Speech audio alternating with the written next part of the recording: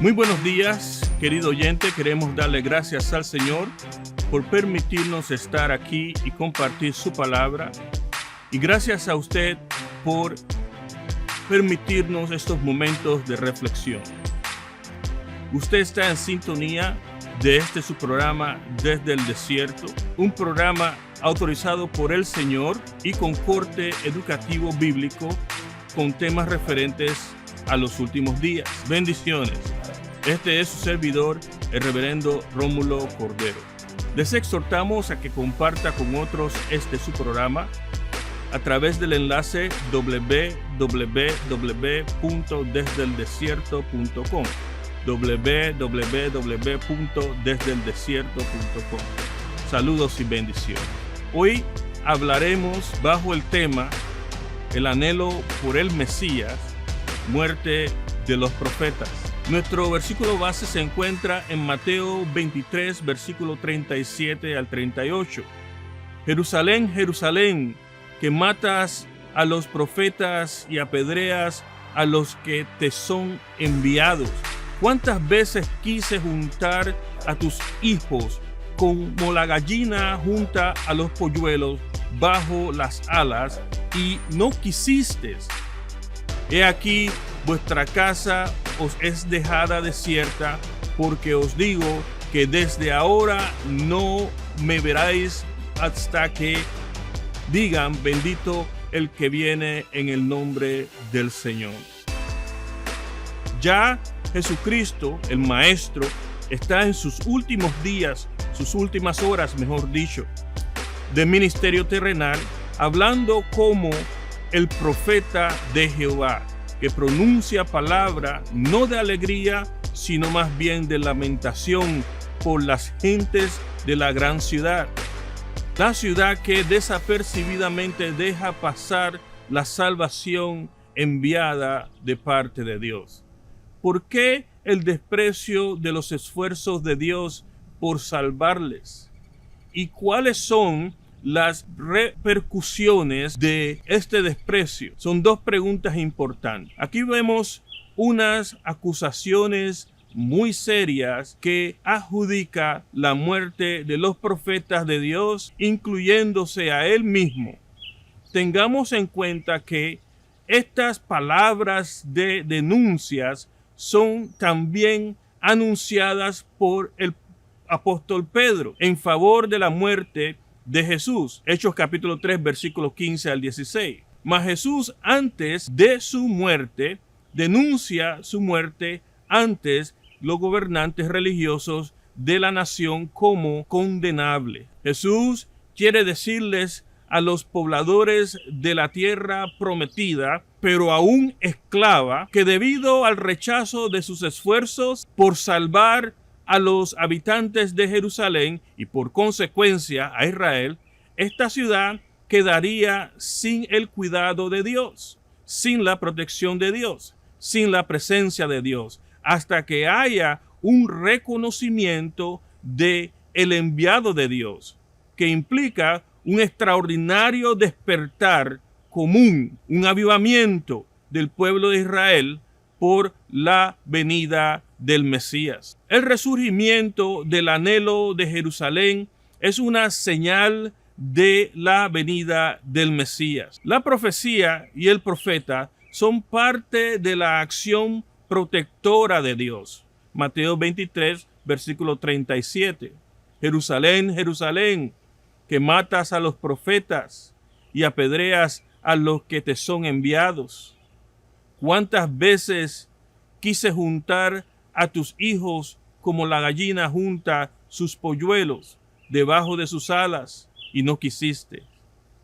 Los ayes sobre los escribas y los fariseos en los versículos previos se traslada aquí a un lamento sobre apreciándose primero una llamada de atención al mencionar dos veces el nombre de la ciudad Jerusalén, Jerusalén. Lo hace personificando a la ciudad como si fuese una persona, en una metonimia del sujeto en donde se toma la ciudad por los habitantes, quienes habían sido promotores y ejecutores de la muerte de los profetas. Eran los que, habitando en Jerusalén, estaban cerca del templo en donde el Dios de amor y de misericordia manifestaba su presencia, y además conocedores de la ley que establecía el amor al Señor y por tanto a todo cuanto Él enviaba en su nombre, como un mensaje de arrepentimiento. La que matas a los profetas y apedreas a los que te son enviados. Es significativo que los verbos apedrear y matar aparecen en el texto griego en participio presente, que expresan una acción continua. No es algo que ocurrió solo en el pasado, como pretendían hacer creer los fariseos con sus lamentos y su reprobación hipócrita que decían que sus padres habían hecho. Son ellos mismos quienes, continuando con la misma manera de comportamiento, hacen de estas acciones algo continuo en el tiempo presente. El Señor, al lamentarse sobre Jerusalén como capital de la nación, está haciendo una apelación solemne a todos los que moran en ella, destacando la malicia de quienes atentan contra la vida de los enviados de Dios. En Jerusalén estaba la sede del Senedrín, el más alto tribunal de la nación, que tenía capacidad de dictar una sentencia de muerte. Es verdad que en los tiempos de Jesús debería de ser refrenada y llevada a cabo por la autoridad civil del poder romano, pero esto no quita en nada la responsabilidad que tenía en la muerte de los profetas.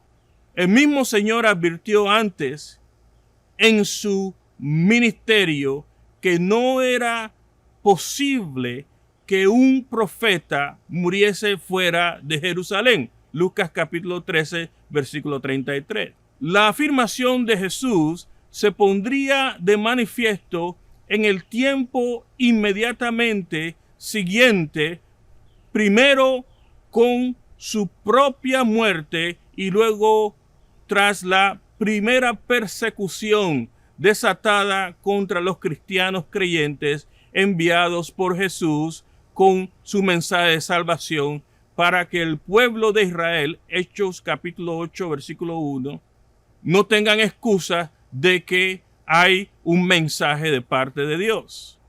Al usar dos veces el nombre de la ciudad, establece una llamada de atención como era costumbre entre los hebreos, a la vez que de un patetismo notorio al lamento de Jesús. Porque el Señor Jesús menciona la ciudad Jerusalén dos veces. ¿Por qué la menciona? Bueno, los nombres y el nombrar de las personas, de los animales, de las plantas o objetos o cualquier y de cualquier significado que brinden los nombres, en algunas culturas y en contextos diferentes, el nombramiento de una cosa implica poder, autoridad o control sobre la cosa nombrada por el que confiere el nombre. En otros casos, es acto de nombrar, describe una experiencia relacionada con la cosa nombrada. Hablando sobre el homicidio y la muerte que representa aquí en el contexto que estamos leyendo, el apedreo de los profetas, era una persona que asesinaba o mataba a otra o causaba la muerte de otra. Dios condenaba severamente este pecado por cuanto el hombre es criatura suya hecha a su imagen y semejanza. Génesis capítulo 9, versículos 5 y 6.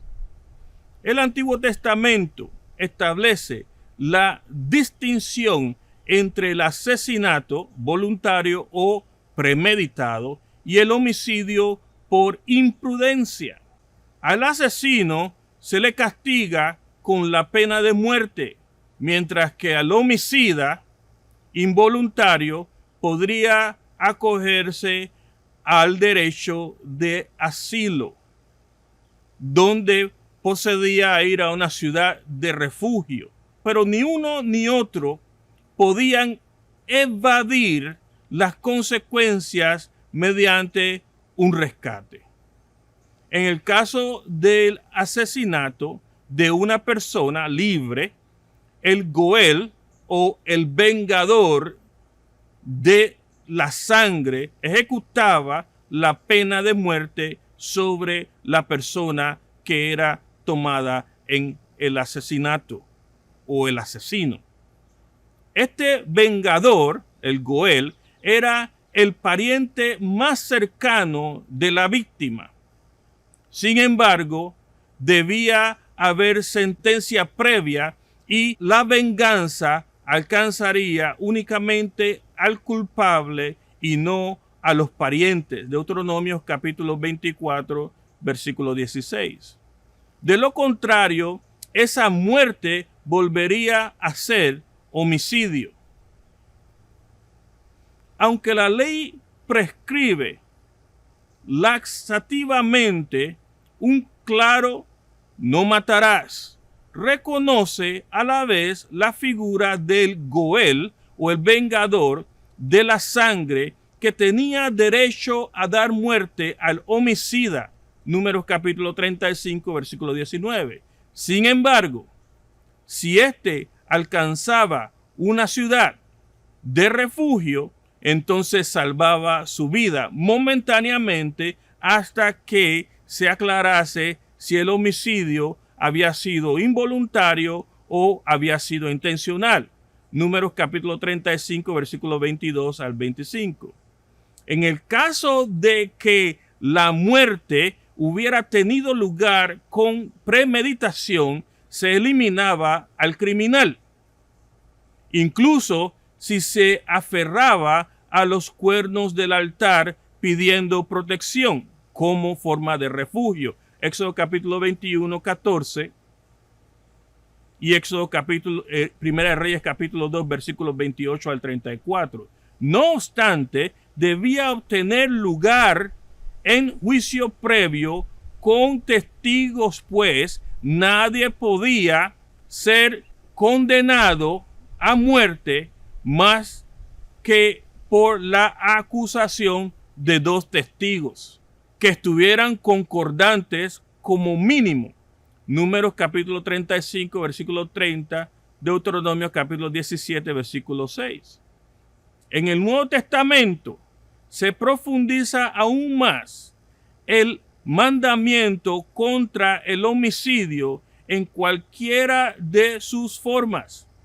Jesús enseña de que la manifestación externa de la enemistad muchas veces no es sino la última explosión de un odio largamente atesorado, contenido dentro del corazón. Habéis oído que se ha dicho a los antepasados, no matarás, y aquel que mate será reo ante el tribunal. Pues yo os digo, todo aquel que se encolerice contra su hermano será reo ante el tribunal. Mateo capítulo 5, versículo 21. De manera que el mandamiento no matarás no solo prohíbe el asesinar literalmente, sino también las formas encubiertas de asesinato, entre las que podrían citarse la destrucción de una buena fama de un semejante o de una otra persona, o a manera excesivamente hiriente de crítica y que le hunda en la humillación. Aquí vemos cómo el Goel se vuelve en la persona o el responsable de ejecutar venganza por la muerte del pariente. Preguntamos, ¿cuál es el pariente más cercano de Jesús? Si Jesús es el Hijo del Padre, entonces coloca al Padre como el vengador, el Goel de la muerte de Jesús. Todos los profetas de Dios son enviados por Él con el propósito de advertir al pueblo de lo que había de acontecer. El receptor de la profecía tiene dos opciones: creer en el mensaje y tornarse a Dios en arrepentimiento, o rechazar el mensaje y seguir por el camino que iba. Pero estos en Jerusalén no solo descartaban el mensaje y al mensajero y el dueño del mensaje, sino que asesinaban a los mensajeros con propósito de silenciar el mensaje del mensajero. Lo vimos en el caso de Juan el Bautista y aquí lo vemos en los planes de sentenciar a Jesús por medio de la audiencia en el Sanedrín. La iglesia es la voz de Dios, por lo tanto está expuesta al rechazo y a la persecución. La muerte del creyente tiene un significado diferente a la muerte del no creyente. Recuerde que el creyente tiene vida eterna y que su muerte es un paso a otra etapa, a otra vida, a una vida eterna. Y esta es dada gracias a Cristo Jesús, nuestro Señor, por medio de su sacrificio. Recordemos que Dios es el vengador de la muerte del creyente, profeta o no profeta. Recordemos que una vez aceptamos a Cristo Jesús, pasamos a ser hijos de Dios. Nuestro trabajo es continuar dando el mensaje encomendado por Dios a las gentes que no le conocen. Dios te bendiga. Shalom.